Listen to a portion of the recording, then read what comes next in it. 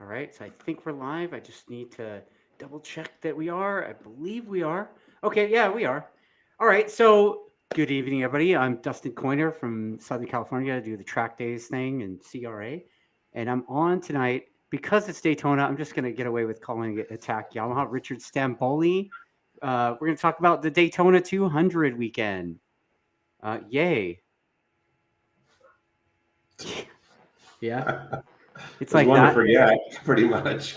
Yeah, I mean, uh, I don't know. Like, let's talk about how it kind of started. I mean, how do you think how do you think Moto America did this time? I mean, it looked like to me, just being like a crew member or whatever, they did some better things this year than they did last year. Um, Check-in this year was pretty lacking in the drama department. Except for Well, Monica. what they did was they allowed us to have all of our hard cards mailed in. Oh, So, okay. in other words, they shipped all the hard cards to us. So that cut the line for the guys who were planning ahead. We just sent in all of whatever we needed for entries, and then we paid for all the our premier class or whatever we're in, and then they shipped us our hard cards. So that was a good plus. We didn't have to wait in any lines like last year Yeah. was a disaster, right? And so I don't know what it was like for you to get your pass, but it should have been much less It was like drama. it was like 5 minutes. I mean, it was Yeah, like in and exactly. So out. that Like part it's was way better. They also had us pick our grid spot straight away from our finishing order last year. yeah, Instead of going through qualifying and all that, which is kind of used to be a ritual for AMA days to do the Daytona 200 and qualify well and go, oh, cool, I'm on pole, and as a bonus, I get to pick my grid spot. right. So we ended up in that number one position. The negative was that we had to be there all weekend. Yeah.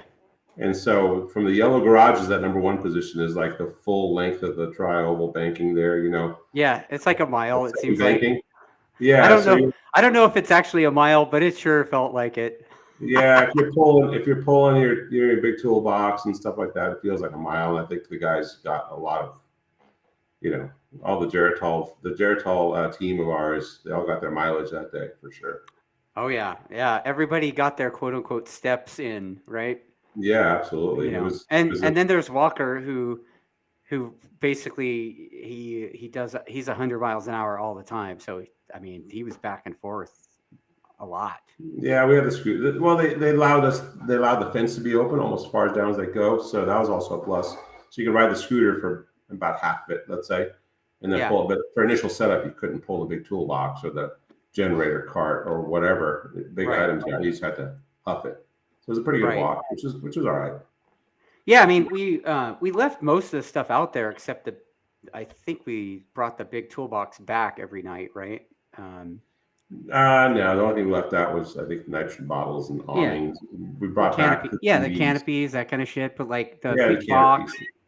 canopies, tables stayed, and then the TVs and the big toolbox and everything else rolled back into the We huffed it. garage. Yeah, it was about we figured it was about 45 minutes to set up with that distance. Right, Normally it'd be about 15 or 20 minutes. right. So with the Yeah, distance, it doubled or tripled the setup time. But it was something you planned for. And so we were up pretty early every day. It seemed like we're getting up earlier. And that last day on Saturday, the warm up was at 9 a.m. So if you have to be there 3 hours early to get your tire warmers and your setup done, yeah, so you have to leave the hotel at 5:30 or something. yeah. I mean, I was late compared to the rest of the guys, and I still got there at like 6:30. Yeah, it was a pretty early wake up, especially if you're coming from California where you have the 3 hour time difference. Oh, dude. Yeah.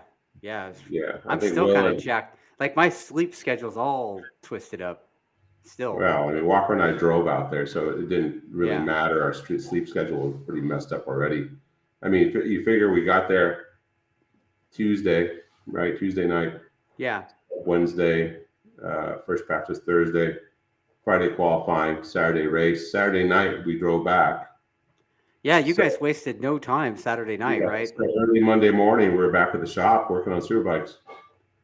Yeah. I mean, it's your priority obviously is the super bike. So you guys had to get the hell out of there. But I ended up getting to hang with a couple of the CFE guys, Chris and Sherman. Yeah, Mark Sherman, I think. Oh yeah, And yeah, yeah. yeah, so Shermdog and Chris and I, along with TJ from KYT, while you guys were driving home Saturday night, we went kind of to the ghetto, a couple miles from the racetrack, and to some weird chicken wing place. So we got to see the standard operation procedure for the Daytona Bike Week, where it's just people piled up on their way to Main Street, kind of the back. Yeah, we used to do that back in the AMA days, and I haven't been on that side of Daytona in quite a while now. Yeah, No time. You go out. I mean, by the time we were trying to get out of the track at 6, let's say 6:30 at the yeah, latest. But you're up at by the time you get some dinner and go back to the hotel, it's 8 or 9 o'clock, and you have to get up at 5 o'clock. So right. by the time you coax yourself to sleep, you only get a few hours sleep. So in there, it doesn't, partying doesn't fit in that window.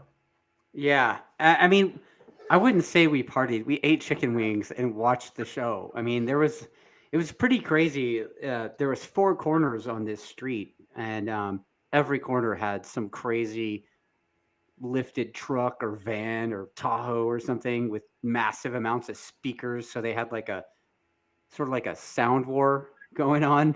Hmm. And then all the bikes had sound war going on too, and the big 30-inch front wheel and all that. So Yeah, I people don't having know. a good time. Yeah, it was a great time. I mean, it's not really my bag. Like, I'm not really into that thing, but it was cool to see. It's different side of the country motorbike culture that we don't typically see out here. So, and the wings were pretty epic. Like, I definitely would go back. So, okay, so let's. So Thursday, you guys went out for first practice. Actually, before that, you obviously we saw and spoke with Cam P before the first practice, and he had his off-season surgical maintenance leading up, a few weeks before. So tell me a little bit about that, because I know you shook his hand. Yeah, so I said, "So how's the arm feeling?" He said, I came up, shook his hand. I kept shaking his hand. I said, "How's the arm feeling?" He goes, "Pretty good. It's ready to go." And I said, "Oh yeah, give me a good handshake." And he went, like you could see him grunting, and it felt like a 10-year-old girl shaking your hand. Oh wow, dude! I told him, I said, "Come on, man, that's like some cold fish shaking your hand." Yeah, It like a was, gummy fish, he right? didn't have much grit. He Yeah, goes, "I'll be fine," and he's a tough guy. yeah, And it took him the first day to get his head around what to do, especially on the physical part of the track on the infield, because he was like, I think at the end of the day we looked at all the splits, and I said, "Dude, you're only giving up nothing in the first banking to the fastest guy, and you're giving up a tenth on the second banking. That was by himself. So to the best, right, and the best right. lap. Then you're giving up 1.7 seconds in the infield. Yeah, The infield's so short, but it's not. It's over 50 seconds long, so it's half the time is spent in the infield. That's one of the misconceptions about Daytona. Everyone thinks that, oh, I got to get a draft, I got to get on the banking, I have to follow someone. It's not true.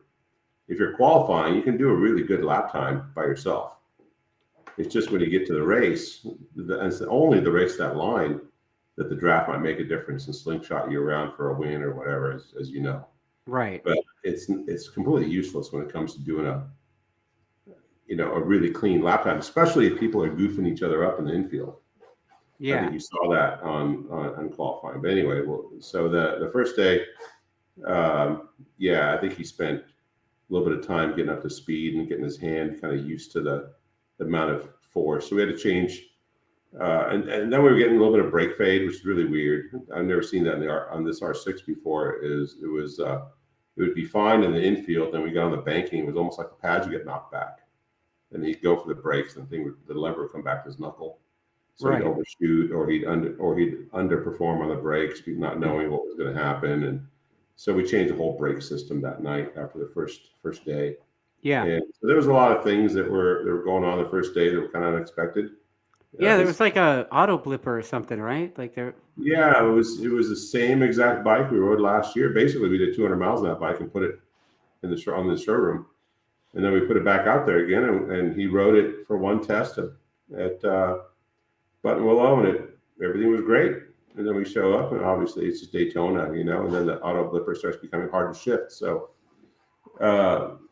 we changed the switch and changed some of the settings for the next day and changed the leverage to make it a little bit kinder as far as the shifting goes, and which was different than what we did last year. And yeah, the blipper was fine. Then after that, and then we changed the whole front brake system, and the brakes were fine, even though we bled all the brakes, changed all the fluid before we showed up, and did all that stuff. Still, something's in the calipers with those things. I think maybe the seals didn't like sitting for a year, unused. So we changed the whole brake system. It was fine. Yeah, I mean, you guys did a lot of work to the bike, probably more than I saw you guys do last year. And No, that's not true. We worked on it quite a bit last year. yeah, But when you go to Daytona, you're always fiddling with the bike, trying to fine tune all that little stuff. How many times that front wheel come in and out? Maybe yeah. You worked on that stuff, but like as far as swapping out the brake system and stuff, I don't remember seeing that last year. Yeah, the bike was brand new. Like I said, it sat for a year. Yeah.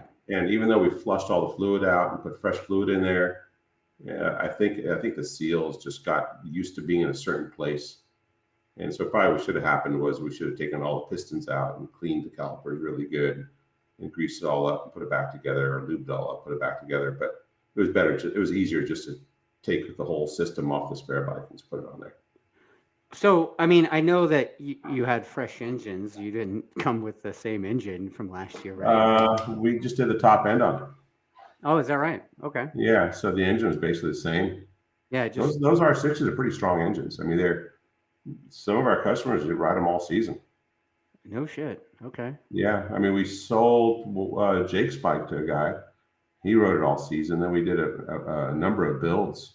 Those guys rode them basically at least half the season. It's really a pretty reliable motorcycle as long as you take care of it and put the right, obviously the right fuel mixture in it so you don't hurt it, and then you change the oil regularly. And the bottom ends look great on those things. So I'm getting massive questions from people already. So I wanted to go to that so I don't get backed up. Chris McCreary wants to know that did the R6 have data? Yes. He'd like to see some from the 200, but yeah, it's got I2M data, and I don't have that. Marshall did all the I2M stuff on his. I knew someone was going to ask that. Marshall did the I2M stuff on his laptop, and the I2M stuff is kind of a little old school. The data, it's not like Morelli, so it's. Without getting a bunch of detail, it's nothing I really like using. Yeah, it's very basic. It's like Crayola on a chalkboard, Oh wow, dude! Yeah, that's the data I have in my R1, so appreciate that. Yeah, I mean, you can see the few traces, but the math is clunky. I mean, the traces are hard to zoom in and out. I mean, it's just really difficult to use. It's so basic, it's difficult. I don't know if that makes any sense to you. Yeah. And then Bernard Roman has a question. I'm going to ask his question later because everybody was asking that question. What's the rule? Bearded Jixer wants to know, what's the rule on rotor size? Do you guys have to have the stock size rotors, or? Yeah, for Daytona, that is just I hate to say it, it's stupidly unique race. Because to be able to do tire changes, they allow a bunch of stuff. Now, we use the standard size rotors for the late model R6 or 320s. Makes it a little harder to get the wheels in and out. And a lot of people say it's impossible to get the wheels in and out. Obviously, we can, you saw us do a 7.6 or something in practice, front tire by itself. So if you got it right, you could do it. But it takes a lot of work. So we use a standard rotor size, 320s, and those are braking rotors. So they're a special rotor, basically, and we just round the edges on them. And we do a lot of work on the caliper to be able to smooth it out on the backside. Yeah. So when you pull the wheel, the calipers swing out of the way. And also on the forks, we have a rotating fender that has two ball bearings on the bottom. and then that fender mount is braced from both sides over the top, like under the fender itself. It's got a bar, like a hoop. Yeah, a hoop that goes over the top of it. Yeah, so it holds all the rail system and all that stuff together properly. So we've done as much as we can to make it almost like the Suzuka 8-hour fork setups that they had way back in the day on those TTF1 bikes. It was, so it's a pretty good system, but you have to fit it all within that stock envelope, which is really crappy. So that's the only negative about doing stock forks and all that stuff. It's impossible to work with. It takes like twice the effort, twice the money to make it all work, but we get it done. You're right. Well, I mean, I don't know why that rule is the way it is, but it's super sport. It's super sport racing, right? Yeah. I mean, you can't race big bikes at Daytona anymore. They don't make a tire that can work. Right. I think those baggers are like blistering the front tire. Dude, all the mass and the speed is pretty high, right? Yeah. If they keep the oil in them, they go pretty fast. Yeah. But our guys are going 180 miles an hour on a 600, right? Depends on the wind direction. You get in the draft, you get like 181. And then out of the draft, you're like in the 77s, 80s, something in that range. I've seen as high as 184. That's a lot. That's pretty fast. So you imagine the superbike spinning the tire and doing all that stuff.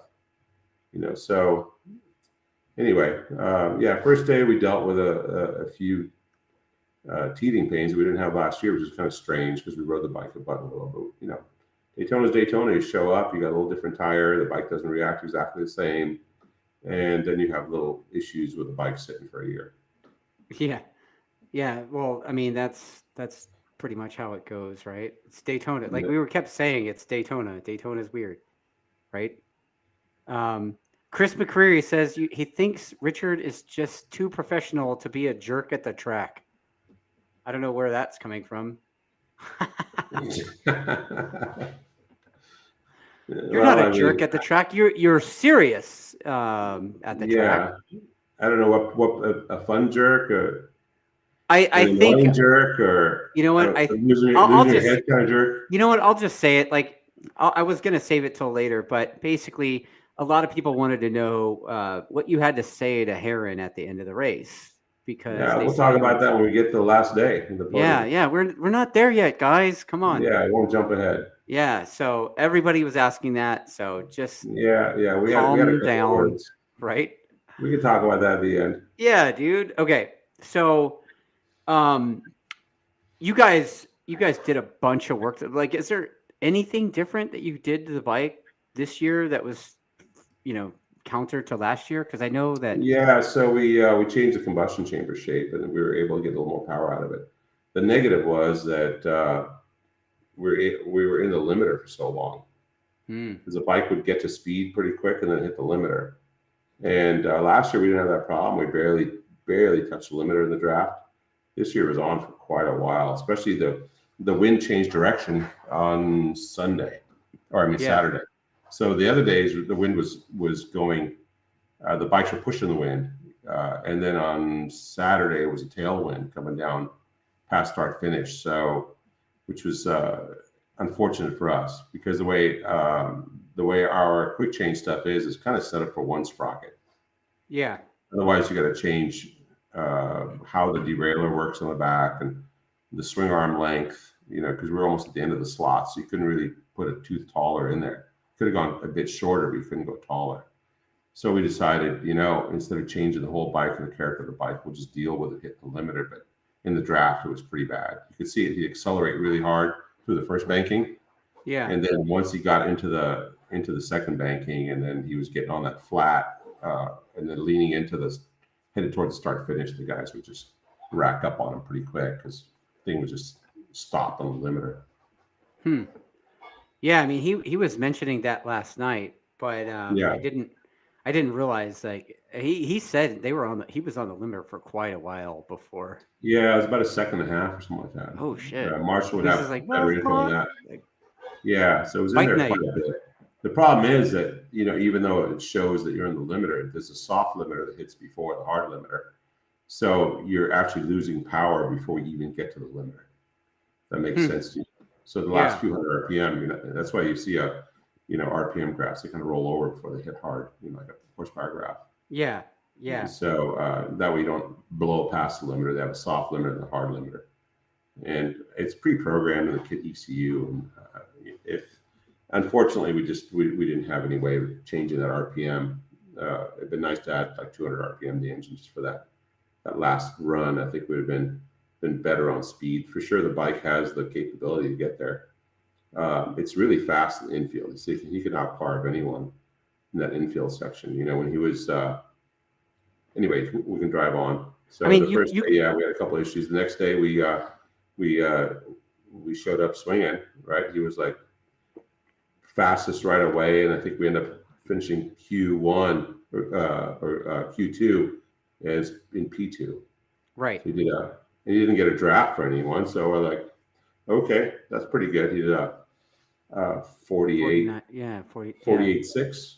Something like that. Yeah, and then he got stuck behind a guy in the first banking where he was strong. So he did, I think, in that split, he did a 30.6, if I'm remembering right. And then his fastest was a 30.1. So we gave up a half second right in that first banking. Yeah. So that 48.6 could have been a 48.1, which is what Escalante did by himself. Yeah. So I thought, okay, hey, we got a pretty good bike. And I think we were one of the few guys in the 48s at that point. Yeah. And the time attack came, and it was a mess. I mean, those guys were all over each other in the infield, going 3 abreast, trying to get positioning for the banking. I was like, what are these idiots doing? I mean, it pissed me off. I told Cameron that, and he's like, "Oh, I'm sorry." He's like, "Man, that was a mess in the infield." I go, "Yeah, it was pissing me off just watching it." And he's like, "Oh, I'm sorry." I said, "You should have gone by yourself." Wow. Heron waited. He went by himself. Yeah, because everybody kind of gaggled out all at the same time. Gaggled out. They were going 3 abreast through the corners. I'm like, what are these guys doing? Yeah. And then it was just a matter of who got the best draft to get the shitty lap time. I don't remember if anybody even broke 49s. I think everybody was like in the 50s. Yeah, I don't remember. Or 49. Yeah, 49. Yeah, Heron was all by himself doing his thing. Yeah. We did a 48.6 earlier with minimal work. So all they do is repeat that. And we've been on pole or a second or something. Anyway, so it's just Daytona. Everyone's got this misconception of how it's supposed to be. It's still a racetrack. You still have to ride the corners in the infield. 50.1 or 50.6 seconds for the infield, that's half the racetrack, time-wise. Yeah. You can't give that up. You can't give up 2 seconds in the infield, expect to make up 2 seconds on the banking. Ain't going to happen. 1 or 2 tenths of the banking, that's it. That's all you get. It just looks like a lot at that speed, 180 miles an hour. A tenth looks like, wow, that thing's so far. Like, you got a gigantic lead. It isn't. It's just that you're going so fast, a tenth of a second, a few bike lengths. Wow. I mean, it is time and distance, right? Velocity. Yeah. Cam was talking about that. Like, Josh Hayes got out, probably a second and a half, and everybody caught him anyway. No, it wasn't a second and a half. No? You got a gap at speed, and then they reeled him in from the draft. Yeah. If you actually get a stopwatch on, he wasn't a second and a half out. No. He just got the cleanest through the infield. Yeah, rider's perspective, right? And of course, it always looks that way. They're like, "Oh man, it was like a mile away. He accelerated me out of the corner." And you're like, "No, he got on the throttle sooner because he was the apex, 1 bike length ahead of you, dummy." Wow. Math and all that. Math. I hate math and physics. It makes too much sense. I'd rather be with hocus pocus and weirdness. Ooh, the draft. Blah blah blah. So we qualified P6, right? Yeah. So right after that, I guess we did the pit stop challenge. So walk me through the pit stop challenge. Well, we were P6, so we weren't even supposed to do the pit stop challenge. Yeah, that's right. So we're like, sweet, we don't have to go to work. Yeah, I'm like, cool. I don't have to deal with that. It was raining. It started raining too, right? Yeah. And so we have the bike in the garage, and we're like pulling all the parts off it, getting ready for the next day. And then one of the Motor America guys comes over and is like, "Hey, I wasn't looking at my phone. I guess Nicole was trying to call me, asked me if I wanted to be involved with the pit stop challenge because somebody pulled out. I don't know who did. Somebody pulled out. And we're like, So then one of the Motor America guys came by. He goes, "Do you get Nicole's message? She wants to know if you want to be in the pit stop challenge." I look at the watch, and it's like 15 minutes from now. We got the bike half apart, and Yeah. Like, all right, we'll slam it back together. We'll head over there. So we just strapped a nitrogen bottle, some regulators and guns, and we just scurried over there, and we botched that pretty good. Yeah, we looked like Well, we still got second. We still got second. We looked like I'm like, wow. I thought we'd be How did that last. even happen? Like it was like the worst pit stop challenge ever. Yeah. And we still got second. I'm like, wow, okay. Like, I remember we were all kind of mad about it, and we just left. We didn't even stick around. It was one of these Daytonas. It's one of those Daytonas. You're like, why is this happening all the time? Yeah. It's all the stupid little stuff. I mean, it's what it is. Yeah. So I don't remember what. There's actually a couple of comments about this, but I guess let's see. Yeah, Bearded Jixer says that during the pit stop challenge, first place receives $7,500 plus $1,000 in fuel.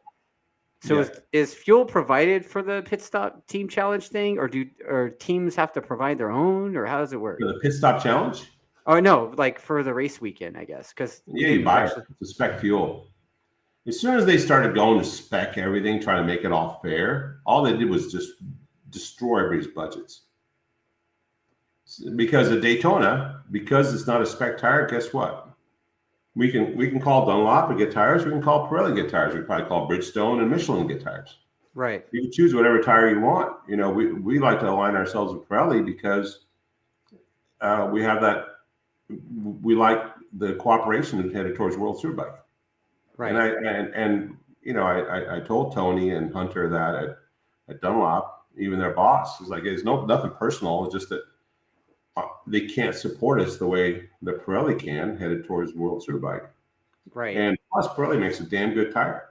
And just, you know, hats off to Dunlop, as Jake would say, because they did their homework and they tried really hard and they came up with a tire that's comparable without a doubt. I think either tire could have won the Daytona 200. I think our tire could have won the Daytona 200. I think it was just a matter of who got the placement, who had the luck, who didn't botch anything, who didn't have any parts break or fall off or whatever. You know, there was a lot of guys that should have won, could have won, that didn't. Yeah. Who collided into who, you know, all that kind of stuff. That's just Daytona. Yeah. Poor Chris, I told him, you know, Chris from M4. Yeah. Those guys come every year and they have a fast motorcycle, and if they get their pit stops right, they still have something going. You know, they never ever do well. I don't know what the deal is with those guys. They get dark cloud. It's the curse. That's M4. I don't know what to call their team anymore. They've been M4 so long. Vision Wheels something. Yeah. Team Hammer. Yeah. Team Hammer. Yeah. Yeah. I mean, they definitely were strong. I mean, all three of their bikes were pretty all quick, weekend. You know? I thought for sure that Escalante was going to win it because he's super fast on a 600, 750. You know, they were on 750. Right. And you know, I'm kind of proud of the effort we had because here we are with an R6, right? And we can hang with all those other bikes that are much bigger. Yeah. They're all 20 to 50% bigger. Well, I mean, according to the winner of the thing, I guess he was down 15 horsepower. So. Yeah. No. Yeah. He could work on his infield speed for sure. I think Dunlop came with definitely with some ringer tires because I was talking to them at the end. They had a dual compound front, which was like a 129 on one side and 197 on the other. I mean, they definitely tried really, really hard to the one-off tires. And it's a good little tire competition because everyone gets to brag about how they won Daytona because they haven't done it for 4 years now. You know, right. I don't know. Was it 5 years ago? Was it spec Dunlop only? I don't know. I don't know. I don't think so. They got rid of the spec stuff when I think they got rid of the spec stuff when CCS took it over, right? Or whoever or whatever. Yeah. Or whoever. I don't exactly know the name of that club, but whatever that club. Daytona's funny. You get sucked into it, right? Like last year, we thought, okay, you know, our Superbike program's pretty good. Doesn't need a lot of development over the winter. We'll just put these R6s together and we'll just go out and do Daytona. And then you get, because Motor America's handling Daytona. If it was still Azra or whatever. Was it Azra before? Is that who it was? If it was still Azra, we wouldn't have done it. You know, Motor America started doing it. So I'm like, okay, well, the National Series is doing it. We'll get some TV, you know, have some fun. Go drive down, you know, Beach Boulevard or whatever it is over there, and that never happens. You end up doing Daytona like it's a full-on professional deal. Like, oh man, and then we do it again because we didn't win last year. Yeah, we say it's just for funsies, right? It's like it's a Yeah, shop. I mean, it starts off as fun, then turns into a job. Yeah. Well, after the pit stop challenge, I mean, you noticed a few thing that was happening during the wheel changes, and you did some work in the garage. So, what? Like, I mean, I watched just with the fucking grinder on the calipers. Sander, Yeah. yeah. It was just the way the pads were contoured. The rotor was grabbing them as when the wheel went in, so it pulled them off the magnets. There's some magnets that are embedded in the piston itself. Okay. And so the pad was the rotor was coming in and was just tagging that pad slowly. So it just needed a little massaging in that area. And when we put this year we added that reinforcement across the front under the fender. Yeah. And then you had to be more precise with the shape of the fork lower to get the thing to go in there. So there was a little bit of massaging we had to do. It was a little different than last year. But Yeah. At the end, it was pretty good. Like it was about let's say about 50-50, maybe a little bit better. Maybe 75% of the time it would go in smoothly, and 25% of the time I hang on a pad. But at the end, it was like 95%. You throw the wheel in, it goes right in. Yeah, I mean, I've got some video that I shared on the team's social media, but I mean, that front wheel was just butter. It just went in there.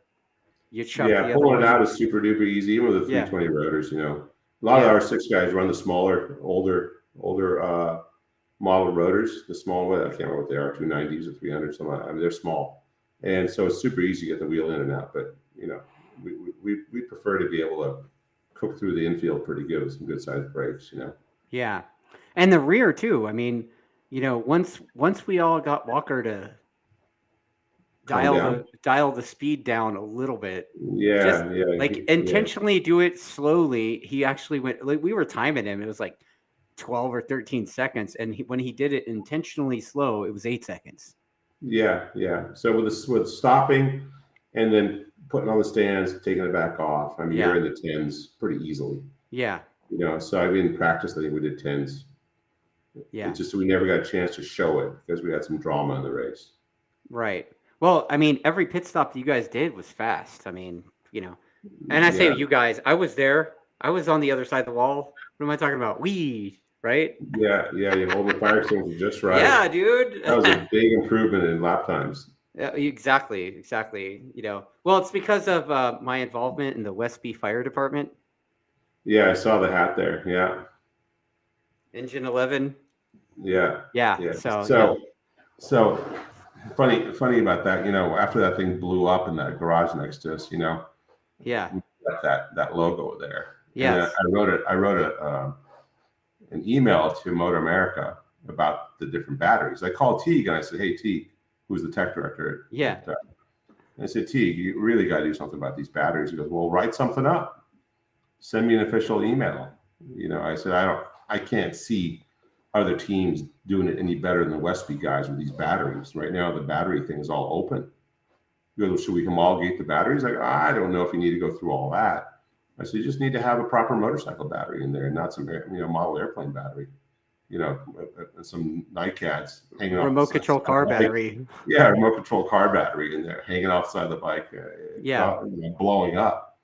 And so I wrote up a little report on different types of batteries and what the process is for charging them and this and that. So he took that and he sent it off to the FIM.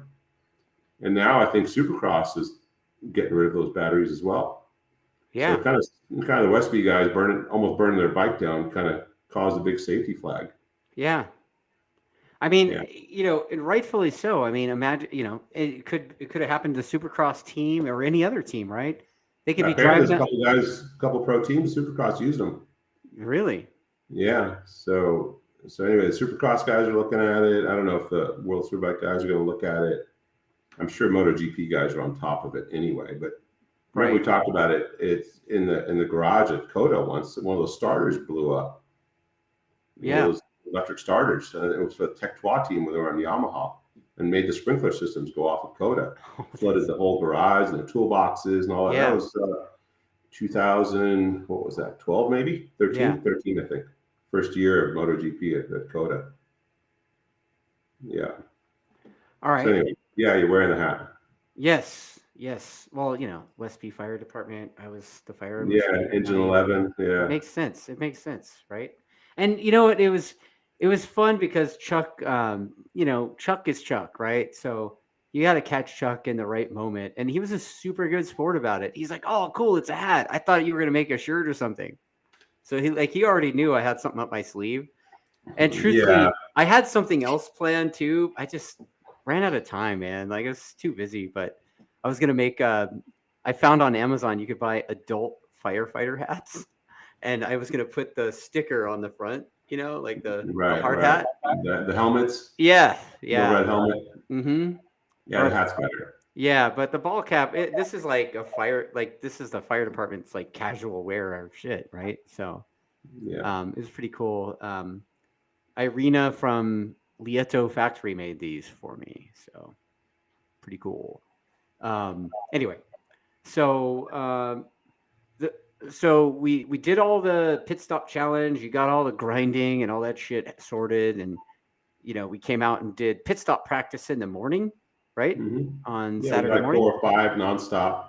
We didn't do any laps really, no time laps. You just go out, back in, and the focus there was to work on the out lap and the in lap.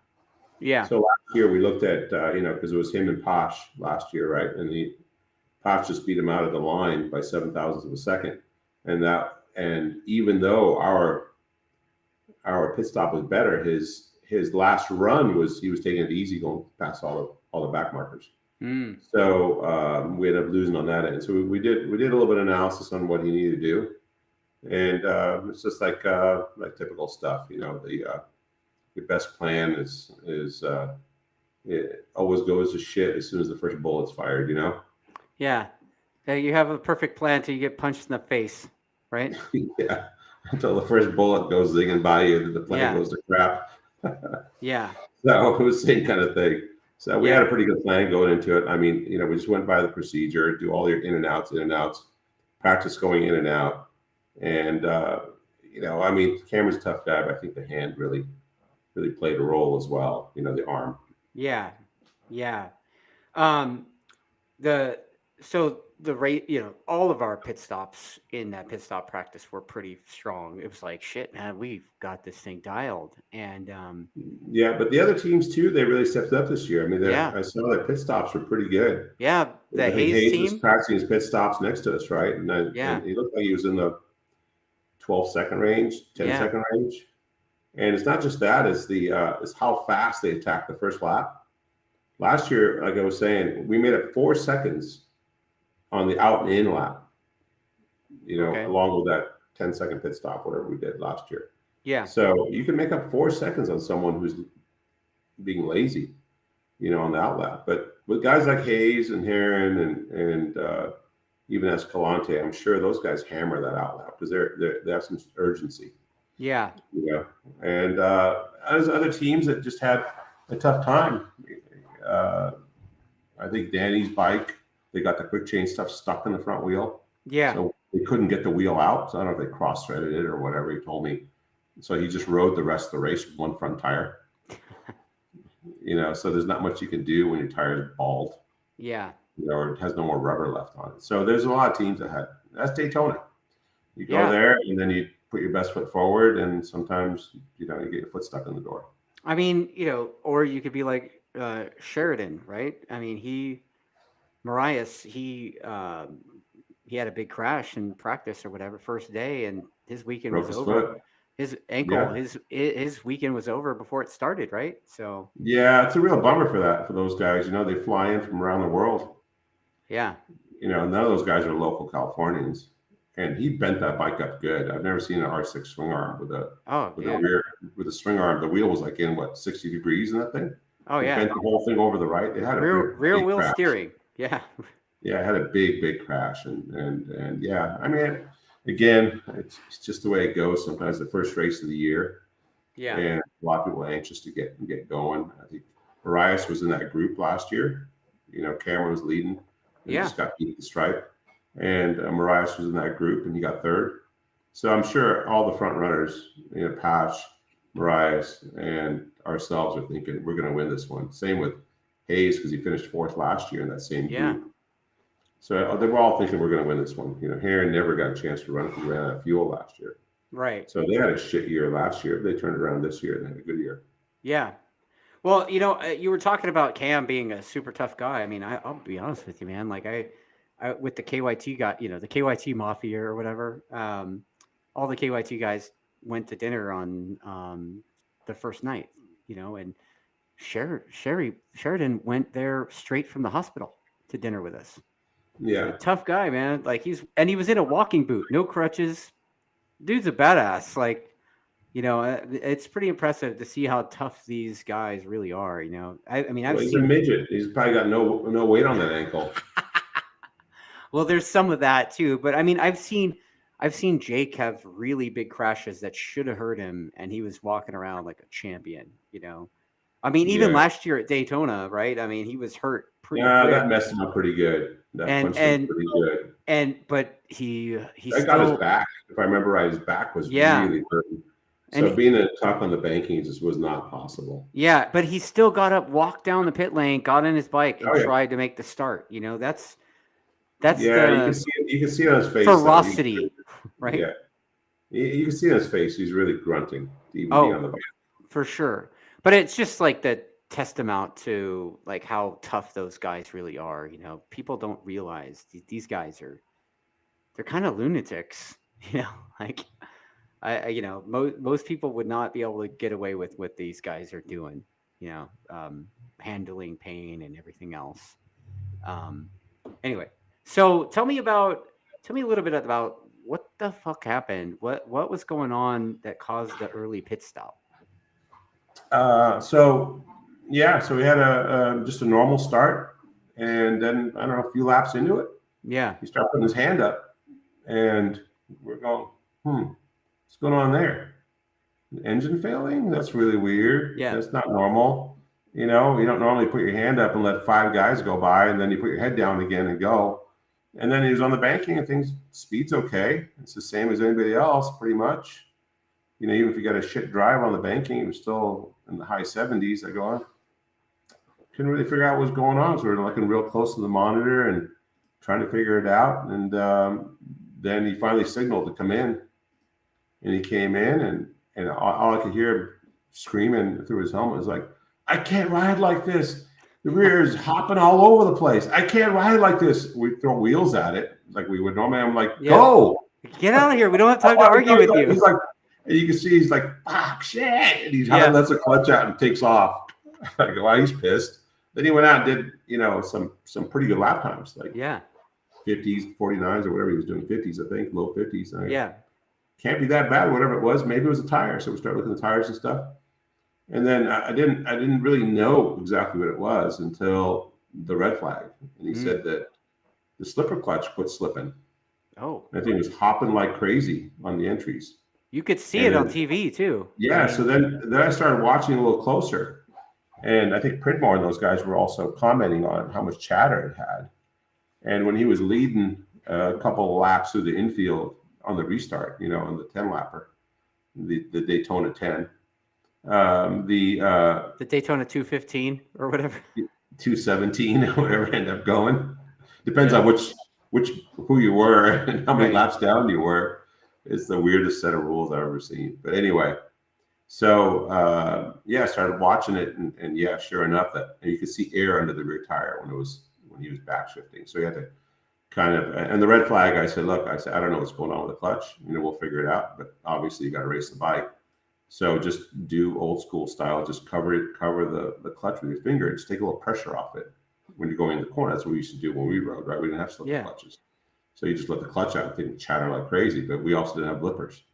We didn't make all our back shifts all at once like they do now, Yeah. So he said when he made his back shifts, it's like bing, bing, bing. The thing would just start ratcheting the rear tire, like just hopping off the ground. You couldn't turn in, couldn't do anything with it. And it was the bad part was it was shaking him so bad with the jackhammer that it was hurt his hand. Yeah. So by the red flag, his hand was like he had to ice it and do all that stuff just to get back on the bike and do the 10 laps. Yeah, his hand kind of looked a little bit like a catcher's mitt. Yeah, he wasn't doing well. Yeah. And then he tells me, he goes, yeah, Dr. Brian asked me how the hand was, like I guess after the first day or something. He said, yeah, it's fine. And he goes, oh, that's good, because I wasn't going to recommend you race. Oh my God. I think what happened was, I mean, I'll just go into the mentality of how these riders think, and here's a whole team, right? Gonna hop in a semi and drive across country, prep a couple of motorcycles, and do whatever development we're gonna do, and you put in a week solid of work on those R6s only, not the super bikes, and you drive all the way out to Daytona, and then your rider can't go, oh, I'm too hurt to ride. You probably just roll over him with a semi. And so that's the way they think. It's like, I can't say I'm too hurt to ride. I can't say I'm feeling pain. I can't say I can't perform. I just got to go out and just grin and bear it. Yeah. Daytona, it's easy. It's a 600, right? So that's basically what he said too. He's like, Daytona's the easiest, least physical track we go to. It'll be fine. It's got like 5 corners. Yeah. It literally has 5 corners. And but some of them are hard braking. You got to turn. You got to put pressure on the bars and all that stuff. So that's why at first day, like 1.7 in the infield, I kind of figured that. I knew the second day would be better. The second day cleaned that up. It was as competitive as anybody. And by race day, he could carve under anyone. And the biggest problem was that clutch. So it was the clutch. That jackhammer in the bike. He didn't know what happened. He thought maybe something broke in the rear wheel while it was locking up and hopping on the entry. And so after he got the tire, he realized, nope, it's not the wheel. It's still doing it. So that's when he put his head down and just started going. And then when he saw on the last tire stop, because we had one unscheduled stop, and then so the other 2 came sooner than the other guys. And so when he rolled out, the one he rolled out right behind Escalante and Heron, right? Yeah. So he's about maybe 3 seconds back or so. Yeah. And then he started chasing those guys down. So he did a string of 49s. And then that's when Heron and Escalante got together. And then he would, he wanted to unlap himself. So he chased Heron down, and he passed him at the line right when they went red. And we were confused about the rules too. I know I'd read through those rules last year. I'm like, oh, that's some crazy rules. We're never going to do that. They're never going to flag it, and we do a 10-lap restart or whatever they had. Yeah. I'd have to go back and look at the rules again. So everyone was confused. Yeah. I don't think anyone read through those rules at all, including. Yeah. I mean, Rick Hobbs, he's a stand-up guy, and he goes by the book. He didn't make that shit up. That stuff was in the rules. Yeah.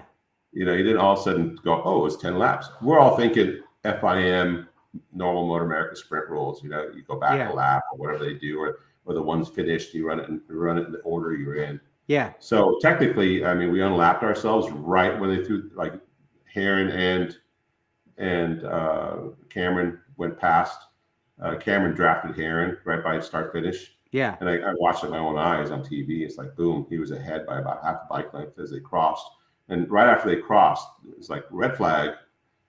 And I remember Maurice, our signal board guy, calling and says, there's 3 bikes down in the chicane or in the horseshoe. And I go, oh, crap, I hope they make it to the line in time. And I wasn't even thinking about those rules at the time. Oh. That it didn't matter if you made it in. Because if you're in 6th or 7th, you're going to start on the lead lap again. Well, what you're saying kind of what you're saying kind of clears up a lot of the drama that was directed at our team's way because of that. Like, I mean, I've seen everything that, oh, well, of course they made up, the Moto America made that rule up to appease the attack mafia, right? Like like you have so much pull with change the rules to unlap your rider and stuff like that. These people have really bad short-term memory, because they probably don't remember that when we were in a fist fight with Motor America about a year ago regarding the rules. Yeah, I was the last guy they wanted to hear from. Right. So No, they did the way. I think they should revise the rules. I don't agree with them. They did the way the rules are written. I don't know if Azra wrote those rules or what. They've been trying to tune them up a bit here and there, like with regards to some of the axles and quick change and fuel tank size. I didn't have really a good fuel tank rule. They said has to be stock, and then it has to be stock with a dry brake. Well, okay, it has to be stock shape. Doesn't matter what the volume is as long as it's stock shape. Like, well, that doesn't make any sense, because what if one bike comes with only 14-liter tank? They'll have to make an additional stop. That's not fair. So then this year they did what they used to before for like Formula Extreme was 19 liters when we raced Formula Extreme back in 6, 7, 8, 9, And so this year they made 19 liters, and they were pretty smart about how they did the fuel volume. Yeah. That story about the whole fuel volume check too back then in 09. We had Dan Fahey and Theo Lockwood were like the Supercross team manager and electronics guy now for Kawasaki. But they were out there trying to measure the fuel volume. Of course, based on pressure and temperature, the fuel volume keeps changing. Yeah. So they keep checking. It's like, no, we're 19. Oh, we're 19 and a half. Oh, no, we're 18 and a half. We don't know what we are. So at the end, they basically weighed the fuel. They started with an empty tank, and then you filled it all the way with your dry brake system, which was smart because then that's all the fuel you're going to get. So you just push the thing down until it fills up all the way. Yeah. And then they weighed the empty tank, then they weighed the full tank, and it had to weigh out. Yeah. It doesn't matter what the volume is. It's a certain amount of grams of fuel. That's what you get. It equals 19 liters at room temperature. Yeah. So that was a good way for them to measure the fuel after the fact. It's just nice if the competition also knows that's the way you're going to measure the fuel. That way they can measure their tanks also and make sure you're legal, not just by volume, but actually by weight. Right. So, that all of that stuff kind of led to the controversial finish. Cam just went out and tried to win the thing. He rode as hard as he could, even with his bum hand. He didn't know where he was as far as positioning goes. He didn't know if he was a lap down, not a lap down, because the timing and scoring showed they froze the timing. Yeah. And it showed him a lap down because they didn't give him that lap that he had crossed. Right.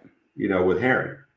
So because we had to do that extra pit stop because he came in early. So we did our final pit stop. I mean, like you said, and nobody that's knew. When the red flag came out. Even the announcers didn't know, right? I mean, they. Well, I think if anyone should have known it was Greg White, since he's Gregopedia. Right. He should know the rules. Come on, Greg, slacking. Yeah, pretty much. He should be the guy setting us straight. Like, everybody was slacking. Oh, because they kept saying that. Oh well, there's Cameron there, and you think that he's gonna be nice to those guys since he's a lap down. Yeah. Remember he was saying something like that? Yeah, Jason. When are you gonna be nice to someone because you're a lap down? You're still a racer. You're still gonna show how good you are, how good your bike is, or whatever, right? Yeah. Well, PJ restarted the race. He wasn't trying to crash anybody out, but he's going to race, right? Yeah. We paid for the track. We get to race the track. That's what it is. So PJ, I guess, he was a couple laps down. Yeah, he's like 2 or 3 laps down, right? And then all of a sudden he's in the lead group too. Yeah, but he supposedly he mailed it in because he didn't think that he didn't think he was on the lead lap. He thought he was down 3 laps, so he felt why try, Yeah, well, we didn't know what the outcome would be either because nothing was clear. They were setting the grids up basically, and then they said, "Okay, you're middle of second row, wherever we're at." Like, oh, okay, because Herring got a penalty when Escalante and him got together. I haven't been much of a Herring fan, on this little podcast here. Yeah, I kind of give him a lot of shit, but. He gives me a lot of shit, so it kind of goes both ways. But I thought he just did. Escalante left the door open. Yeah, he got in there. That was my opinion. I saw the crash. I didn't think it should have been penalized, but obviously Motor America might have seen something more, or John Aldrich went and yelled at them. I don't know. He's good at it. All of that stuff happens. It happens. There's a lot of pressure being applied from Team Hammer. Yeah, but I mean, I'd be pissed too if it was my guy getting knocked down. Technically, I didn't think it was a knockdown. It looked like Escalante kind of did a little triangle. He ran out wide. Yeah. And then Aaron was able to get it down and turned in there. He didn't exactly run wide and crash into him. Escalante came back and hit Heron. Yeah. That's what I saw. Yeah. Right? Yeah. It looked like he had a wheel on him. You know, he had a wheel on him already. He crashed in the middle of his bike. Yeah. So it wasn't like Heron T-boned him. Right. Which I've seen him do. The thing with Josh is I've seen him crash out a lot of people. Yeah. You know, he rides tight. Yeah. Like remember Chuck Walla? Oleg. Yeah. Oleg. Yeah. Oleg was it Oleg? Yeah, he went crashing into him. I mean, he turned in underneath him, almost same thing. Yeah. Oleg tightened up his line and boom, they got together and Oleg went flying. Right? Yeah. Bearded Jixer's reminding me that Campy last night said he couldn't remember the last time he punted someone. I think, that's what, and that's something I'm trying to fix. Believe it or not, I want you to ride tighter. Okay. You know, because we talked about that for Daytona 200. He was so nice last year that we gave up that 5-second gap that we had. Right? He knows that, and we talked about that. And he said that he was going to be a lot more aggressive. But I don't think it's in his nature. I mean, I think he rides clean. And some riders just ride clean, and he depends on being a better rider to win out instead of, you know, tight passes like me at the go-kart track. You know, I use everyone for a berm shot. Yeah, or you just go backwards or cut the track, right? Go head on with everyone, whatever it takes. So I think that Heron rides real tight with a group, and with that comes collisions, and he's had a few. You know, he knocked down Tony Ilias, and that was another one that I didn't blame him, even though I was working with him. I didn't blame him because it was a pass that was achievable, and just Tony didn't let up, didn't give the pass, didn't allow the pass. Right. And the same thing, and then he knocked down Roger that same year at when he lost the front. And again, that wasn't really his fault. He was trying to turn in and lost the front and crashed into Roger. But the bike crashed into Roger, knocked him down. Right. They penalized him for that guy. And so on this one, I think he had the line, you know. He got in there, it was a pass, and then Escalante didn't see him. He turned back into him. Yeah. That's what I saw anyway. I mean, it may be correct, may be incorrect. Doesn't matter. It's not my bike, so I don't care. Well, the other controversy was Brandon Posh's team, right? I mean, Brandon and his team, yesterday and the day before, they were pretty much losing their minds. I mean, it was on social media. It was like... Yeah, they said something about they're going to show their data. I heard somebody say, we're going to protest the penalty. We're going to show our data that we were not speeding. Yeah.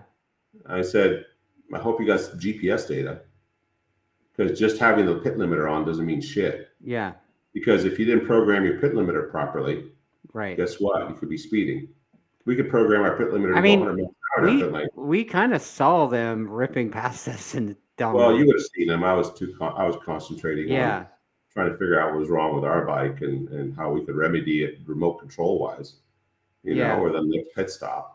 Well, I was dealing with pushing the camera guys out of the way so I could jump over the wall, right? So yeah, they're all pretty tight there. I had a perspective and I was like, dude, that dude looks really fast. Like he must not have turned his pit lane speed limiter on or something. And Hannah Lopa kept saying, "When's your next pit stop?" Yeah, and that's where I go. Your guess is as good as mine. I'm not sure. What are you going to come right back in again? I mean, one of the guys came up from Moto America and put a chest camera on me when I went out to do one of our pit stops.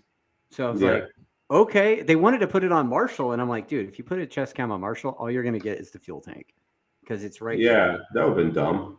So I think they wanted head sometimes, you know. They wanted a up close view, and I was like, look, man, I'm about as close as you could get unless you put it on Will. You know, or Richard. Yeah, it'd be cool if they put it on the various pit guys. Yeah. Then again, that takes planning, right?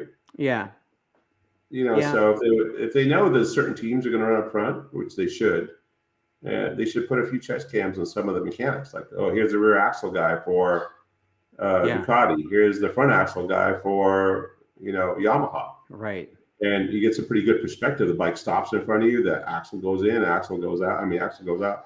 Axle goes in, get a nice shot, You know, that's the kind of stuff they should do, and they can play it.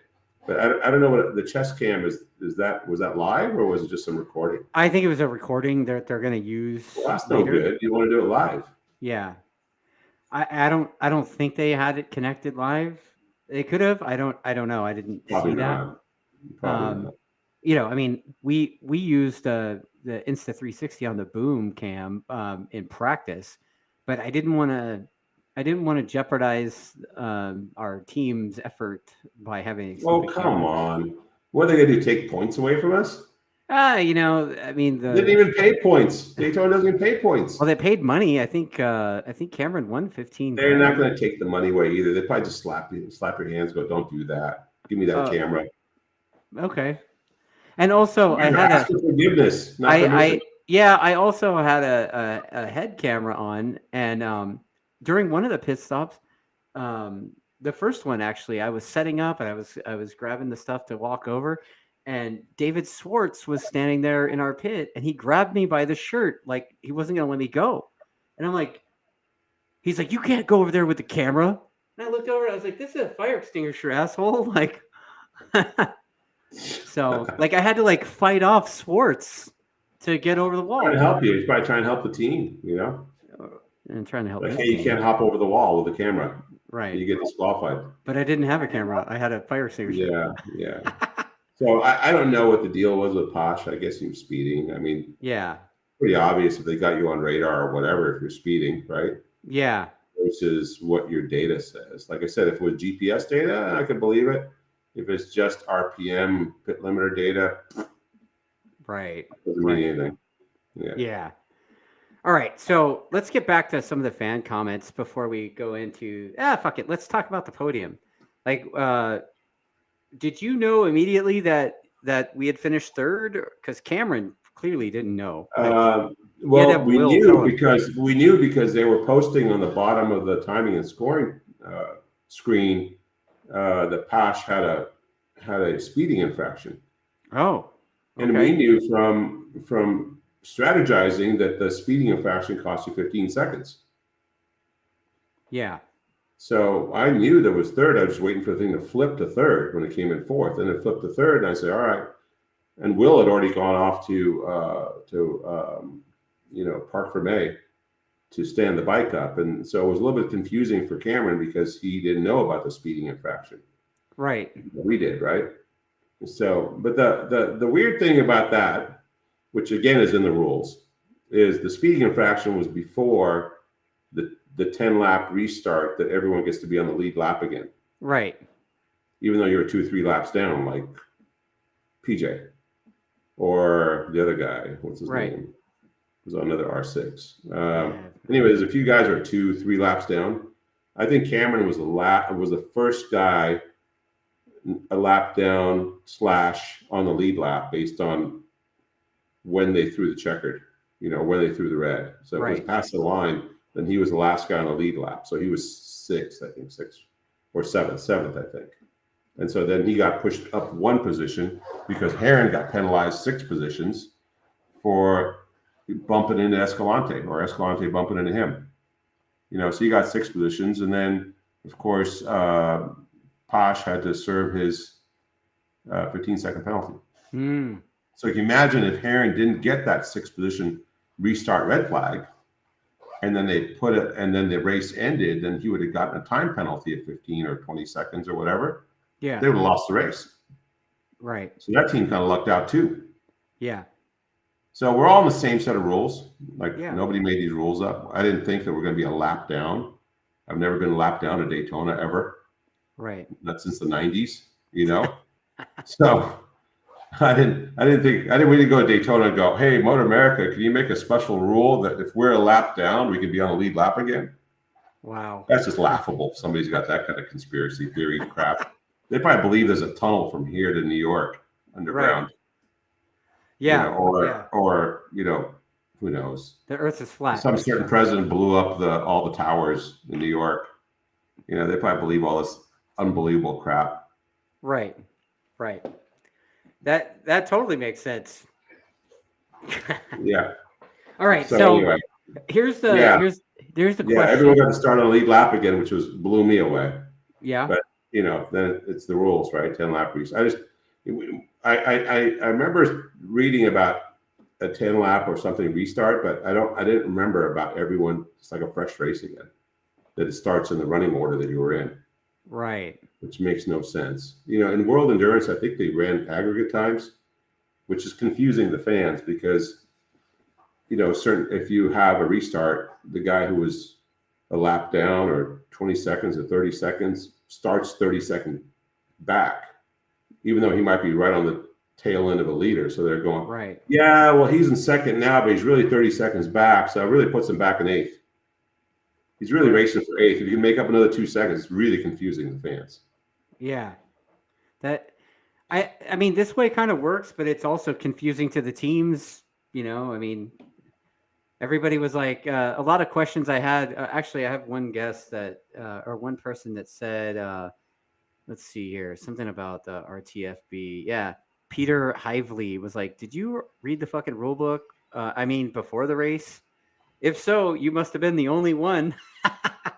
No, I didn't read the rule book before the race as far as the sporting rules, what they call the sporting rules, which are the restarts, red flags, different penalties, what happens on quick starts, how long they have to be, how long you sit in the pit box, blah, blah, blah.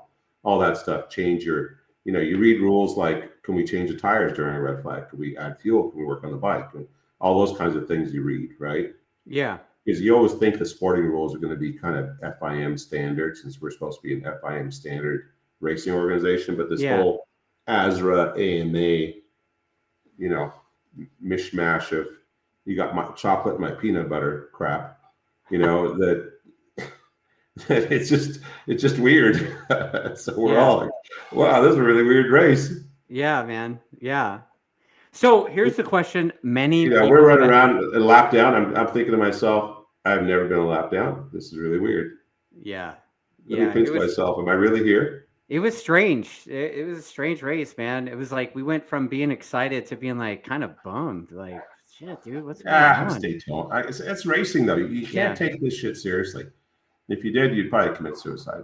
Because racing there's only one winner and a whole lot of losers. And you make yourself feel better by going, I got on the podium. No, you're a loser. Wow.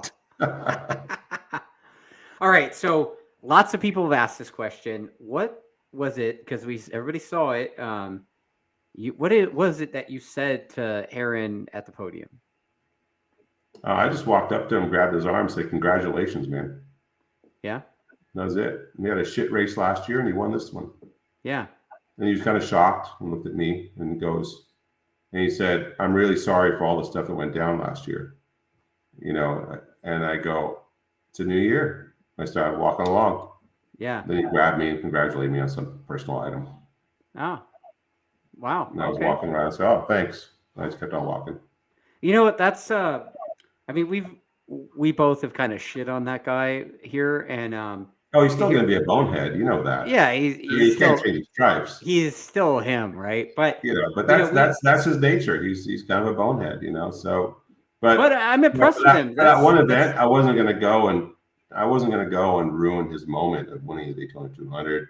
His wife's happy. His newborn kid's there. His kid's about a year old now, wherever he is. Yeah. And so, I mean, that's a good moment. So you should cherish it. Yeah. We're just going to smash him in Superbike nonstop. Well, that's the mission. I'm not going to cherish those moments. He's probably not going to cherish those moments. So you might as well enjoy the Daytona 200. Wow. But I will say this, dude. I'm impressed that he said that to you. I did not see that in him. I wished him good luck at the beginning of the weekend when I crossed paths with him one time, and then, but another time, like I was looking at Forez's new KYT helmet, and what happened with him? I don't know what happened with him. I don't know if he had a mechanical failure or something. I don't really know. On day one? Oh, I don't know about day one, but on day two? I don't know what happened to him. I mean, he was nowhere to be found. I thought that dude is a really fast rider. And those tires they brought, the tires they brought, Dunlop did, is really similar to the Pirelli in the front. Yeah. I thought if anybody was going to get along with that thing, it would have been him. Yeah, I don't But know. maybe that little bike is so different than what he's used to because he's been riding big bikes for so long. It's kind of like, remember when Jake hopped on our bike last year? Yeah. And he wasn't the fastest guy out of the box No. because it wasn't his style. Yeah. He couldn't burn the rear tire. He couldn't rear steer as good. He had to flow through all the corners. It wasn't his style at all. And I remember Matt Mladen riding small bikes and giving up on him. Like, I can't ride this bike. Yeah. So it might be just a little bit of that, but that's going to be a struggle for him if he's going to be that way at all this, during all the 600 races. He doesn't know any of these tracks. He didn't know Daytona. Daytona is one of the easiest ones. And I didn't see anything magical happening. I was kind of surprised. So I was at the back of their rig, because he's in their rig, and TJ from KYT was in there with them, and he's like, "Come on in." I'm like, "No, dude, I'm gonna stay out here out back." And while I'm out back waiting for him to come out and show me this new helmet, Heron was yelling at me from across the way in his garage, like, "Hey, get the fuck out of there!" I'm like, I just kind of ignored him and carried on my business, and but I was like, okay, I just wished you good luck, but okay. And then so the fact that he apologized to you, that says a lot about him. But maybe, I don't know, maybe having kids has changed him a little bit. I don't know. I just figured enough drama. Yeah. I just had Mike Canfield in the back of my head. Enough drama already. Yeah. Oh, Will too, right? Like Will was the one that was up my ass about it. So I was like, dude, stop egging him on. Yeah. Well, I don't need anyone to egg me on. Right. No, you're you all the time. Okay, so here's another, like, I have it written down in my notes too, but I'll just give him credit for it. Gia, he's one of our racers. He raced with us at Laguna last year, and he's an AFM guy too. He's actually one of Canfield's guys. Oh. But Gia was like, "Hey, what does it say?" He says, why does Richard throw wheels around with such enthusiasm during the pit stop? Seriously though, when a front wheel hits the ground, is there a concern that the rotor would hit the ground and possibly bend? No. Does what's his name again? Gia. So does he know how much money we spend just to get there and come back, and how little we care about all that other stuff? Well, clearly you see it on video that you don't like. I didn't know it until I don't care about the rotors and the wheels. I mean, we're not going to race that bike past that day. And you know what? Those rotors, I mean, those braking rotors, they've hit the ground pretty hard, and they're good. They don't bend. Yeah, they don't bend. Yeah, I mean, there was some concern. They're like, "Oh, he doesn't give a shit. He's selling those bikes anyway, right?" No, we wouldn't sell bent rotors. Come on. Yeah, but we check all our stuff out. The bikes that we sell to customers, especially if it's a used race bike or a refreshed race bike, they're in better condition than what most of the time we'd race them. And like we go over everything, because one thing you don't want is you don't want a customer going, "Oh man, I bought a bike from those guys and this fell off it, or that was worn out, or this or that." You never want to hear that. Right. So you give it to them in the utmost condition. I mean, no scratches and paint and stuff like that. You don't want to give them something that's all beat up. That's fair. That's fair. But when you're a Daytona, you can't. What are you going to do with a tire? The thing is, they used to allow the guys over the wall to grab the tire.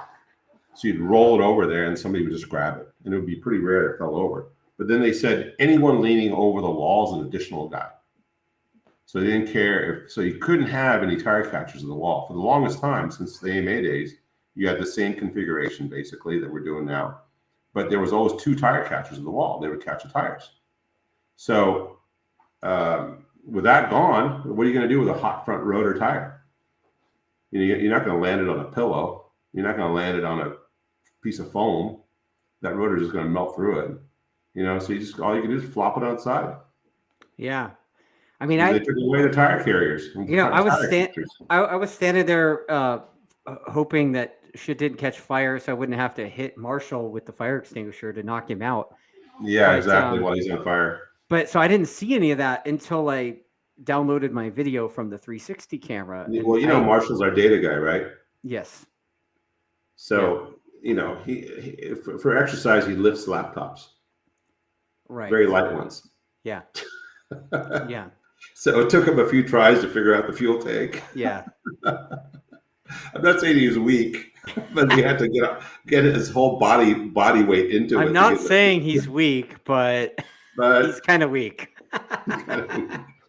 we had to get his whole body weight. And he's not that heavy either, he's tall and thin, right? Yeah. Pretty thin anyway. Big Bird. Yeah, very thin. I mean, he's generally pretty thin. And Yeah. so he would lean into it and he couldn't even depress the dry brakes. The two of them, they're pretty firm. They're made for someone who's big to really lean into it, like Canfield size. Yeah. And so, or my size, and he kept pushing down. Finally, we figured out the technique. It took a little bit of time to get him to understand the technique, like putting your whole body up against, not using your arms to push it down. So you just use your arms to push it down. You can't get the dry brakes to go in there. They're too stiff. So they don't just fall in. And the weight of the fuel really helps too. So we were practicing, like there was no weight in the can. Oh shit! You couldn't even get the things to go down in there, because it's just an aluminum can. So finally got all the positioning and his body weight and all that stuff. So anyway, how do we get on the subject? Marshall being on fire. Oh well, I mean, talking about you chucking the wheels. I mean, I didn't see it until I downloaded the video from my 360 camera. And I watched you just chuck the front wheel like yesterday's trash. And I was like, shit, man, like that's violent. Yeah, so, but you don't understand. It's like there's a front stand is sitting there, right? Yeah. And then you have your new wheel going in and it's sitting there too. Right. And so all you can do is like thread the needle with that wheel. You can't, where are you going to put it? You can't do a full swing around. It takes too long. Right. That's an extra second. So you can't swing around and put it to your left. Where the guys would be pushing. The only place it can go is like right between the stand and the other front wheel you have there without knocking down your front wheel. Remember, a couple of years back, I rolled it to a guy and he missed catching it when we had on the Cowie deal, when we had the Cowies. And the wheel rolled all the way around my stand, the front stand, and hit the rear wheel and knocked it over. So the rear wheel guy got slowed down like 2 seconds trying to pick it up and put it in the right direction. Well, Chloe says that? Chloe says if you watch the M4 pit stop challenge video, Seb throws the wheel under his legs and it miraculously landed on a used tire. I go to my knees when I shove it in there. I don't use my kneecaps. I've seen guys do that, but I can't get a hold of the calipers very well to roll them in because that 320 rotor wheel combo, you only have a really, really small window to get the calipers to rotate in position. So I grab the calipers and I'm on my knees. I use my chest belly area to push the wheel in place. So that's why your shirt was all stained. The luxury of like really standing up over it and moving around, and it just doesn't work that well for me anyway. Okay. Yeah, you could roll. There's some pretty cool world endurance stuff with the front wheels. You'll see it. Like they have a little catcher that goes right in front of the bike, and they'll roll it between their tires and they'll grab it. So if you're really into world endurance type things, they make some pretty cool stuff. But that's all Olin's forks and really proper shit. Not what we're dealing with, stock stuff. Yeah. All right. So let's see. I have a couple more comments that I had before the show started. Technical question from Matt Knutson. He says he's an amateur racer with a 19 R6, normal bolt-on shit. Is it worth his investment on a kit ECU and harness versus doing the ECU flash? Yeah. And what can a pretend racer really get out of the white ECU kit stuff or GYTR stuff? What do you mean? On the R6? Like, I mean, on the R1, it's pretty standard that we have the kit, harness, and ECU. But what is the similar stuff available to the 600? Yeah. So we make some stacks for it. The stacks is a big jump. I think it was like 7 or 8 horsepower just in stacks. Yeah, because the stock stacks they just roll over. They go flat. They're made for mid-range pull, but we designed a velocity stack system that maintains the same mid-range. Okay. But makes it pull clean on top.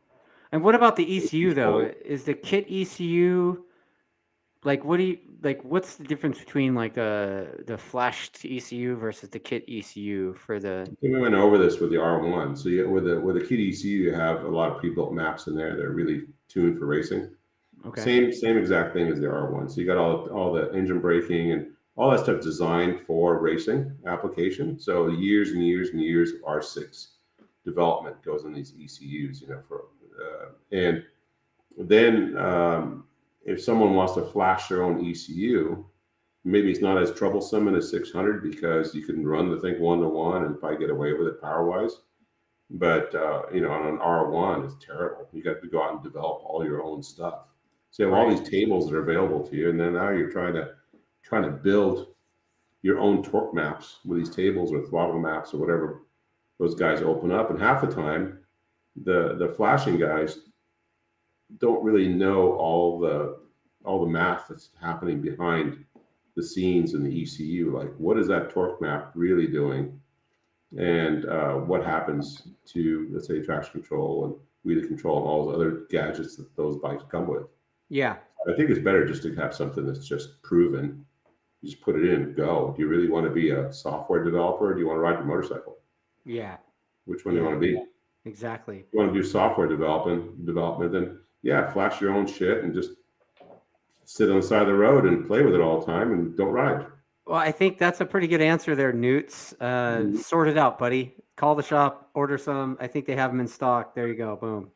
Yeah, pretty big jump from stock to like, let's say, that Daytona spec bike. Yeah. Pretty big jump. Yeah, something in the range of let's see here, about 20 horsepower. Wow. Okay. Something like that. So Bernard Roman wants to know if Attack Performance is going to do another wild card in World Superbike this year, and if so, which round? What are you looking to buy plane tickets already, Bernard? I think we'd like to try. The challenge this year is Portimao is the weekend after New Jersey, and so we want to do Portimao. It's the one we would want to do again because now we have data and we have a pretty good understanding of where we were weak last time. It's kind of like we talked about Cameron losing 1.7 seconds at infield. Jake was losing like 1.2 seconds just in the first sector, and that was like the first two turns when we looked at his data to Top Racks, and he was fine everywhere else. Like his times weren't bad.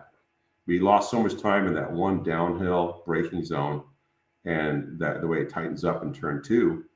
And the next benefit is going to be that Dunlop has made a front tire now that's very similar to that Pirelli front. So that's really going to help us as far as changing the way our riders ride, a lot more like World Superbike, let's say, than what they're used to. So it's kind of a culture shock when you ride a certain way for years here, and then you jump in that paddock, and then whoa, all of a sudden these guys are riding the bikes differently, and then you have to deal with that, and you got to race with them. Well, it's sort of like them coming and racing here, right? I mean, yeah, the same thing. All of a sudden they can't brake the way they want to, so it screws up all their rhythm. Yeah. So it's the same thing over there. We're overutilizing the brakes and slowing down too much for the corners, and where I think a year on the newer Dunlops, I think will really help when we get there again. But yeah, to answer his question, I think I personally would like to go back to Portimao again. I mean, it'd be nice to see some other country, but it's not Argentina, right? I thought we were going to go stay at what's his face's house.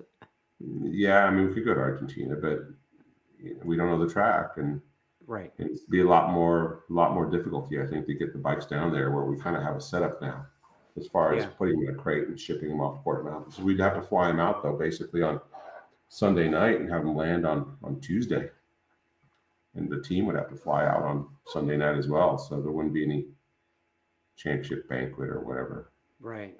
We didn't do it last year either. We kind of just left Barber, went straight back to the shop and tried to get our bikes on a plane, which didn't really work out all that well. Right, and it is kind of a pain in the ass to ship the stuff. So yeah, but we would do it all in advance as far as timing what we take and what we have ready at New Jersey. Hopefully, so your stuff. This is your favorite fan of ours, Ty Bankford, says that what Attack needs? Is a new rider? They need a stock 1000 bike. Uh, Probably him riding it too, I guess. yeah. Right. I mean, Well, I mean, Ty, if we stay in this sport long enough, I'm sure it'll go full circle and we'll be back to stock bikes. I mean, yeah, you know, that Yeah. sucks. Apparently, the FIM Dorna is all about making superbike stock again, making So, superbikes not great again. right. That's lame. Yeah. Whatever. Okay. So, Chloe wanted to know what brand was the fiery battery. I think the rule was about a specific type of battery. It wasn't the brand, right? It was Yeah. But it was, uh, I mean, all those are basically the lithium same. polymer. Yeah. Lithium polymer battery. The, I can't remember the brand. I just remember Chuck sending me one, having a look at it. I go, I'm not going to put this on the bike. It Yeah. just didn't seem good. It's a battery in a bag, dude. Like, Yeah, I don't it's a know. battery heat shrink. Yes. Yeah, I Little mean, plastic bag. dude, that's scary looking. Yeah, I mean, Let's if you got the see. proper charger, I'm sure they're fine. But man, they're just if you have, I mean, if you impact the battery, you could have a fire explosion. It's just not a good situation. Bearded Jixer says he believes that Hobbs caused the red flag towards the end of the 200 there. What are your thoughts on him being able No, to grid that's back not up? true. No? I know who caused it. Oh, Danny Eslick. oh, there you go. He told me that. Oh, He was we were packing up and he came by. He said, "Hey man, blah blah blah." I said, "How'd it go?" When I saw his foot, it was all bandaged up. He goes, "Yeah," because I've never been to the medical center before. He goes, "You know, I caused that red flag." oh I guess his shit. foot got he kicked the guy's butt. I mean, it sounded like he did. I didn't listen to the whole thing. It sounded like he did what Baz did. Maybe something about his foot, got his foot into something or another, and he crashed out Hobbs, and Hobbs took out who the other guy was. Can't remember Oh, okay. who it was, but something to that effect. I didn't see the whole thing, but yeah, no, Danny did it apparently. Oh, and you were saying that we were saying earlier that Greg White was slacking, with the rules. And Joseph Novella says Robbie Floyd would have been all over it. Yeah, Wow, that's yeah, that's pretty rough because Greg does a good job, man. Like I've got a massive amount of respect for that dude because he sits there, walks around, talks to everybody, and then goes and does the show and doesn't shut the fuck up the whole time. So it's yeah. I mean, you don't expect Jason to really understand because he's the color commentary. He's right, supposed to ride.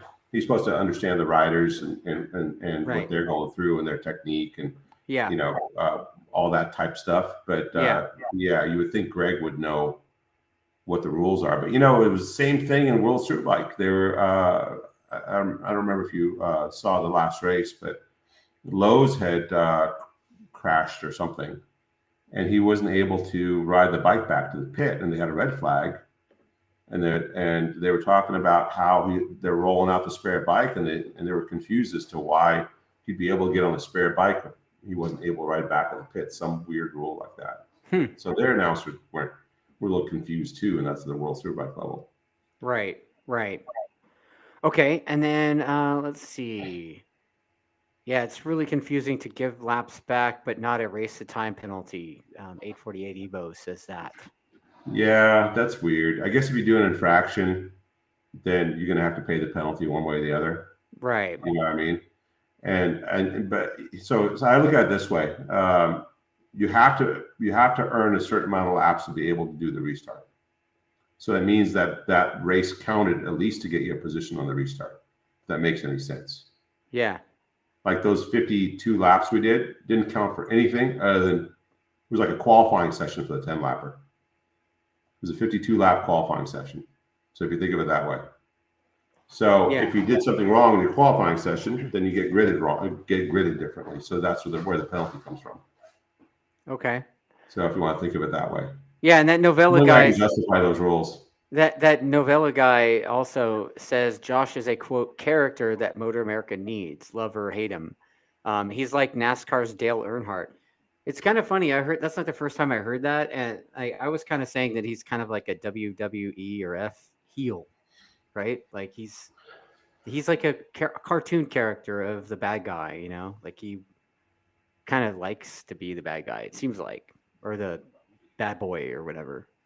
Right? Yeah, speed racer, but not Right. the good speed racer. What was Yeah, the evil yeah. guy? I can't remember. I can't remember the guy with the weird stash that looks like Will's. Yeah. Oh, that was Pop's racer. That was Speed Racer's dad. Right. But then No, Racer X, yeah, it wasn't. Oh, the Racer X. That's right. Racer X was his brother, but they never knew he didn't know it was his brother. Yeah, just a heads up, everybody. Richard knows all about the comics from back in the day. I didn't read comics, some stuff, but I liked Speed Racer when I was a kid. Yeah, I think most of us did. His girlfriend Trixie and his monkey Chim Chim. Russ Lit wants to know, is there a package deal to ship both of those Daytona bikes to Ohio? Call Joseph. He'll work something out. Yep. And maybe he'll even include one of those fancy rotors that doesn't bend when you. That doesn't bend. They come with those, and we have a bunch of them. That's why we're sponsored by Braking. Right. Okay. Let's see here. Oh, so yeah, Ty's like, oh, so you're telling me there's a chance? Yes. There's always a chance.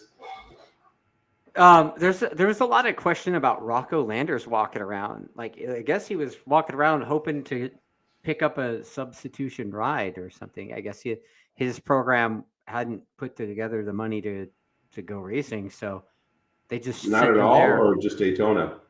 I don't know. It seemed like just Daytona, but I'm not really sure. I don't want to speak for them, but super bummer seeing a talented guy there. Yeah, it's really weird. You know, they're trying to kill himself on one of those what do they call them? Hoverboard things, you know, the wheel skateboard thing. It's like, man. Yeah, I mean, he was showing a lot of potential last year, right? On that his R6, you know. It was just a couple of guys, his pops and another mechanic, I think, and they were putting that thing together, and he was giving Josh some fits, right? Yeah. I mean, he smashed him in a few rounds. It was crazy how much he beat him by. And it's too bad. They were talking about riding the Superbike this year, possibly, but maybe they just didn't get it together. And I heard that they had an offer from Team Hammer too. Yeah, I heard that. I mean, I guess Rocco was talking live in the booth and saying that, you know, the team's looking for funding for the season, not just Daytona. So, well, Daytona is kind of between the quick change, whatever's, and building a special bike and fuel tank and dump cans and getting 6 guys to show up and do your pit stops. I mean, it's a pretty involved race. You know, so it's I don't know why, it's one of the more expensive ones. Yeah. You know, so you could burn a little bit of budget there, especially if you have a bad time and not get your money back.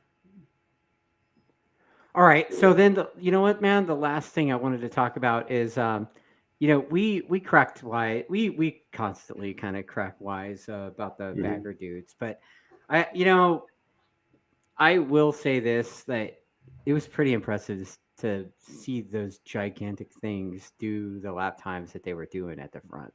Like, I mean, they were doing they were in the 50s, right? Like minute 50 point something on a. I don't know if they got the 50s. Yeah, they did. And they were going over 180 mile an hour on the banking too. It's like, yeah, I have to go back and look. Yeah, Kyle Wyman was in the 50s. Yep. And you know, over 180 miles an hour in the minute 50 somethings. You know, I did see their front tire. Al Ludington was talking about it post race. He's like, dude, did you see McWilliams' front tire? You know, I had Will send me a picture of it, but man, I mean, it looked like the rear Dunlops from 2003, like you know, like the Dunpops era. The front tire looked like that, like just totally. I also heard they're running pretty low pressure in them. Oh, really? Interesting. Yeah, so that might have caused the overheating. Yeah, well, those things were they're heavy as shit, and to be able to go that fast, I mean, I gave Kyle props because I was like, dude, better you than me, man. Like, yeah, I don't care. I just wish they would stick to the standard drain a belly pan rule, which is 75 millimeters of wall all around it. None of those guys have 75. It looks like a flat cookie tray they got underneath that thing to catch oil. It doesn't do anything. So every time they have a leak, it just sprays all over the racetrack. Yeah. And we're always, every single weekend we're delayed. Yes. You know, I don't know if all America has to do is come up with a better belly pan rule for those things. Yeah. You know, I mean, that's a start, right? They can't have a cookie sheet underneath the thing called a belly pan. The thing has to hold a certain amount of oil, but if you make this cookie sheet, it's supposed to be, I think, half the oil in the engine needs to be able to be captured underneath the thing. But if you look at them, they got like a little flat tray. And the rules, our rules anyway, specify that you have to have a 75 millimeter wall. You know, no cutouts in it all around. And some of them have that tray goes to a pipe that's underneath the thing and it blows down to the rear tire. So it's got a hole right where the pipe is. Right. So, I mean, it really has nothing underneath it. So I mean, Motor America letting that slide and having the thing all oiled down, they're kind of endangering other riders, because the reason why we have a belly pan rule was the guy getting killed on the Yamaha way back in the day when he's riding that I can't remember, I think it was a YZF 750, and back then they didn't have belly pan rules. And somebody, I think in a Cowie or whatever, blew up, and then he went and crashed in his oil, and he was killed. So after that, they had a belly pan rule shortly thereafter. That was World Superbike, and then everybody started adopting it. No matter how good you are as a rider, when you hit oil, you're on your face, like pretty much. There's nothing you can do about it. Yeah, it doesn't matter. Yep. So they should at least do something to be able to capture some of that oil or most of that oil that comes off those engines. So we made our little funny post, you know, on the Attack Yamaha thing with. Yeah, that was Will, by the way. That wasn't me. Yeah, Will. Well, I posted a picture and I chose the Britney Spears song. Oops, I did it again. Yeah. I showed Will the picture because I took a picture of that street sweeper coming around. Actually, I took a photo of the dry sweep, like the mile of dry sweep. Yeah. The banking. And I said, wow, they oiled the whole banking all the way down to turn one. This is going to be a while. So I took a photo of the sweeper coming through, the blower. And then Will's like, oh, that should be the new pace car. Yeah, the bagger pace car. Honestly, dude, I think I'm going to make that t-shirt. Then somebody said, it shouldn't be the bagger pace car, it should be the bagger chase car. Oh, wow. Okay. Yeah. So I mean, we've had belly pans. They need belly pans, real ones, not cookie sheets. Yeah, I mean, they're doing the times and they're putting forth a big effort and they're bringing eyes on those things, and they sound pretty cool when they're going around in a bunch. You know, they sound like P-51 Mustangs flying around. Yeah. And they're bringing eyes, you know, I mean, they're bringing eyes that probably weren't going to be there before. And those eyes are going to get to see the superbikes and stuff too. So I think it's awesome that they're doing it. But yeah, I think I agree. They need to do something about that to make sure the proper belly pans. Yeah. I mean, make sure the oil leak all over the place. I think it's two things: is proper belly pans, and the mechanics need to be a little more up on what they're doing. Because some of that stuff can be avoided by what I hear. It's like just stuff being left loose or bad designs or whatever, you know? Yeah. Okay. That's super fair. Somebody said, Stephen Pettinger says the funny thing is they sound way better on D-Cell than XL. They sounded pretty good at Daytona. I don't know. And the reflection, like the reflection of them coming off the wall too, like that was yeah, they sounded badass, dude. Like I don't know if you were at Daytona, guy, but dude, it was it sounded pretty mean, honestly. I was digging it. Like the hell to the no riding one of those things though. God, those things are humongous. Like I don't know. I don't know about all that, but I think the most amazing thing to me is there's so many of those baggers outside the racetrack being ridden by people that have no idea that there's a race happening at the track. Even people that were in the lot outside the racetrack, you know, like on the other side of the stadium, they had like the bike show thing happening. Most of the people there didn't know there was racing on in the track. Did you see the one bike out at the hotel? The guy had that, I don't know what size wheel that was. It was gigantic on the front. It's a 30-inch front wheel. Everybody did. There was a whole billet bunch of them. front wheel. Yeah. And everything on that bike was immaculate. Yes. I mean, it's not my speed, but you got to respect how much effort they put in that thing. Did you see him turn the lights on? No. Dude, it was all lit up too. And stereo. Yeah. Yeah, I mean the thing was just, it was a caricature of a motorcycle, pretty much. A cartoon character. Down there. Yeah. Yeah. Totally. Yeah. Oh, he said somebody says that they sounded like big block Chevys. Yeah, no, that reminds me of that. It reminds me of my days of street racing with my big block Chevy. Yeah, Nova. Motor. Like a Nova. No. Well, if you're racing a scumbag shit, like Nova sounds perfect for that. Yeah. Right? Or they're pretty good Novas. Yeah. I like the bigger cars like Chevy Malibu or Chevelle. Yeah. Rat motor, SS. Yeah, pushrod V8 stuff. Yeah. Well, they're pushrod V twin, same shit. Dude, we used to rev those things pretty high for a big block Chevy, 8,000 RPMs. That's pretty screaming for a big block. So what's up next, Richard? I guess let's talk about this. Are we gonna sell shirts for the does anybody want to buy the Daytona shirts? I don't know. We'll see some comments here in a minute, but I've been getting asked a lot about the Daytona shirts. I think we should have them up pretty soon on Attack Yamaha, maybe even by tomorrow, right? Yeah, they're pretty cool shirts. Yeah. It said 007 returns, even though we got third this year, and so instead of first. Yeah. So that's what it is. Third loser, the second loser. I mean. Everybody, yes, people are saying yes, I want one. Yeah, dude, they'll be on attackyamaha.com soon. Yeah, maybe even by tomorrow. Yeah. So what are we doing? We're going to Buttonwillow next week, Wednesday, Thursday, to continue on with our Superbike development. We got some new toys we're going to try. Are we going to go config 26? Still waiting on I think Dunlop's punishing us for running Pirellis because we can't get any of the new tires. Interesting. You hear that, Tony? I think you're punishing us. No, apparently they're shipping them to Dale, but they offered us up some tires when we were there. Said, hey, here's these dual compound things, but we just never got over there to grab them. Plus, I don't really want to put that weirdness in a rider's head. Some dual compound front tire that's used at Daytona, on a sprint track, Right. So can't wait to get on the new rubber. I think it's gonna be a lot better. And but we'll go out and test on the old rubber, test some of the gadgets we have. Try to get a little bit closer on electronics, and then there's one more test. We'll be on new rubber, and then the racing begins at Road Atlanta. So, are we going to run 13 or 26? 13.